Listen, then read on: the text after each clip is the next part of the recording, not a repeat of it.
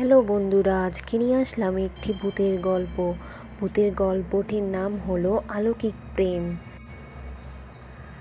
রাতের নির্জন রাস্তায় হাঁটতে গিয়ে প্রথমবার রবির সঙ্গে দেখা হয়েছিল রিনার। ছেলেটির চোখ ছিল গভীর, কণ্ঠস্বরে অদ্ভুত এক আকর্ষণ। এত রাতে একা?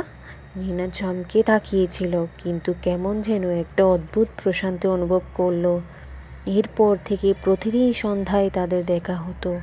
অভি অসম্ভব রোমান্টিক ছিল, কিন্তু কখনো সে নিজের বাড়ি বা অতীত নিয়ে কিছুই বলতো না।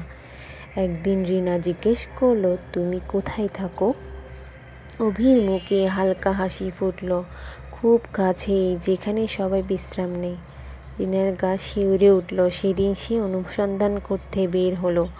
গ্রামবাসীরা জানালো অভি 5 বছর আগে এক দুর্ঘটনায় মারা গেছে। রিনা বিশ্বাস করতে পারল না। সন্ধ্যায় সে আবার অভির দেখা পেল। এবার অভি ফিসফিস করে বলল, তুমি জানার পরও এসেছো?